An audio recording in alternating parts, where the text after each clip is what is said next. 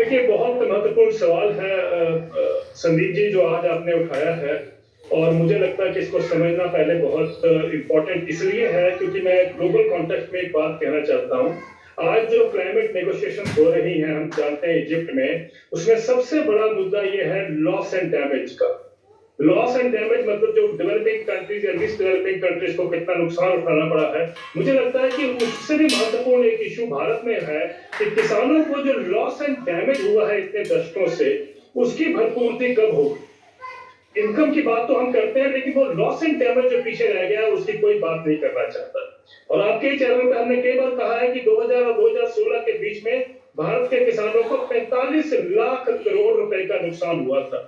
किसी पॉलिटिशियन ने, किसी मीडिया ने, किसी असेंबली में या पार्लियामेंट में ये चर्चा नहीं हुई। अगर कॉर्पोरेट को थोड़ा सा भी मिल जाता है या उनका नुकसान होता है तो हल्ला उगला हो जाता है कि साहब पॉलिसी पैरालिसिस है, पॉलिसी पैरालिसिस है। मैं कहना ये चाहता हूं कि किसानों को जो एक्सपेक्टेड था कि एक तो लॉस वापस हुए, बहुत ही अच्छा काम हुआ। मुझे लगता है कि वो वापस होने चाहिए थे। प्रधानमंत्री जी ने बिल्कुल ठीक कदम उठाया कि उनको वापस किया, क्योंकि वो लॉस या मार्केट रिफॉर्म्स एग्रीकल्चर में सारी दुनिया में फेल हो चुके हैं। Let me make it very clear, किसी भी देश में किसान की इनकम नहीं बढ़ी है इन मार्केट रिफॉर्म से, बल्कि वो जो इनकम है किसान की वो कम होती गई है। तो फिर किसानों को किस बात का डर? वो कानून वापस हो गए, पुरानी व्यवस्था आ गई, तो किसानों को तो बल्ले बल्ले करना चाहिए था। त्राही माम कर रहा है किसान। बिल्कुल आपने ठीक कहा, लेकिन अब जो करने की जरूरत थी उसके बाद कि कैसे किसानों ने जो एक प्रदर्शन किया था, किसानों ने एक अपना आइकॉनिक प्रोटेस्ट किया था, ये बताने के लिए कि कितने गहरे संकट में किसान जीवित है या कि अपना जीवन निर्वाह कर रहा है। उसमें सबसे इंपॉर्टेंट चीज थी कि एक लॉ और लाया जाए कि एमएसपी को कानूनी अधिकार बनाया जाए। एमएसपी में कोई प्रोग्रेस भी हुई है? रत्ती भर। अभी गुणी प्रकाश दावा कर रहे हैं, पहली मीटिंग में हमने चर्चा की। मैं सवाल पूछ रहा हूं, फिर 5.25% का इजाफा क्यों होता दिख रहा है एमएसपी में? क्या सीएसीपी को इस बात का इल्म नहीं है, अंदाजा नहीं है कि लागत किसानों की 20 से 25% बढ़ चुकी है? ये बच्चा बच्चा जानता है। देखिए, मुझे अपनी आवाज जो बिल्कुल साफ नहीं आई, लेकिन जो आप कह रहे हैं मैं बिल्कुल समझता हूं कि वो आप जो कह रहे होंगे, आई कैन प्रिज्यूम ना, अगर आप मुझे अलाउ करें कि देखिए, हमने देखा है देश में हो या विदेश में हो, किसानों की लागत बढ़ती जा रही है, उनको इनकम जो है उसके बराबर नहीं मिलती है। ये बहुत ही बड़ा एक इशू है। मुझे लगता है कि सरकार के पास इतने बड़े आंदोलन के पास बाद में एक मैसेज बहुत क्लियर हो जाना चाहिए था कि सबसे इंपॉर्टेंट जो इशू है आज देश में है वो किसानों की इनकम को कैसे बढ़ाया जाए।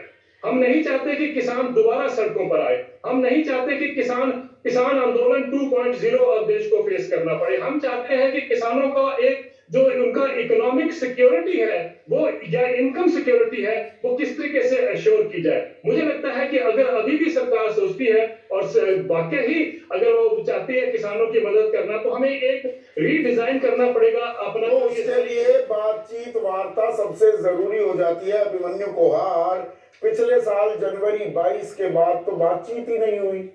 2 साल होने को आए और ऊपर से आप लोग इकट्ठा नहीं, संयुक्त के बजाय आप बिखरा किसान मोर्चा हो गए हैं। एसकेएम नहीं रह गया है, ये बीकेएम बन गया है। देखिए संदीप जी, आपने शुरुआत में एक बात कही थी कि आंदोलन तो जीत गए लेकिन किसानों की हालत में कोई सुधार नहीं हुआ। वो आपने बिल्कुल ठीक कहा। उसका सबसे बड़ा कारण ये है कि किसान आंदोलन के दबाव में सरकार ने मजबूरीवश कानून तो वापस ले लिए, लेकिन सरकार की नीति और नीयत में कोई बदलाव नहीं आया। 3 कृषि कानूनों के माध्यम से सरकार की नीयत ये थी कि खेती को इतना घाटे का सौदा बना दो, हरियाणा पंजाब में भी मंडी व्यवस्था को खत्म करके, कि किसान औने पौने दामों पे अपनी जमीन बेचने को मजबूर हो जाए और फिर उसको सस्ता मजदूर बन जाएगा वो, तो कॉर्पोरेट को जमीन भी सस्ती मिलेगी और मजदूर भी सस्ते रेट में मिलेगा। आज भी सरकार की वो नीति और नियत ज्यों की त्यों है।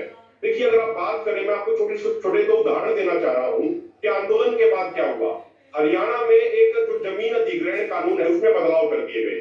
2013 का सेंटर का कानून था कि किसान को सर्कल रेट से 4 गुना मुआवजा दिया जाना चाहिए, लेकिन पिछले साल हरियाणा की विधानसभा में कानून पारित कर दिया गया कि वो 4 गुना मुआवजा देने का प्रावधान खत्म कर दिया गया।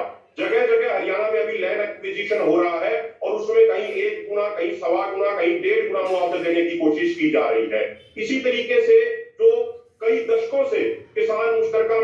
के शामलात वाली जमीन पे खेती करते आ रहे थे, तो हरियाणा और पंजाब में सरकारें उस जमीन को किसानों से छीनने की कोशिश कर रही है, किसानों को उस जमीन से बेदखल करने का काम कर रही है। तो सरकार पंचायतों के माध्यम से इस सूरत हाल में आपने और अड़ंगा डाल दिया।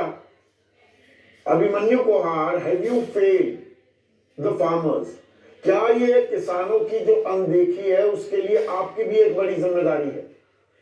जो प्रतिशोध शब्द इस्तेमाल किया अभय दुबे ने, वो कार्रवाई के लिए जिम्मेदारी आपकी भी है क्या? आप खुद ही इकट्ठा नहीं रह पाए? देखिए संदीप जी, आंदोलन शुरू होने से पहले भी सब संगठन अलग अलग तरीके से काम कर रहे थे। एक 3-4 अलग अलग धाराएं थी किसानों की और वो आंदोलन कर रहे थे, लेकिन जब स्थिति आई, जब माहौल आया, तो सबने अपनी पूरी ताकत झोंक के आंदोलन को लड़ा और आंदोलन को जीता भी।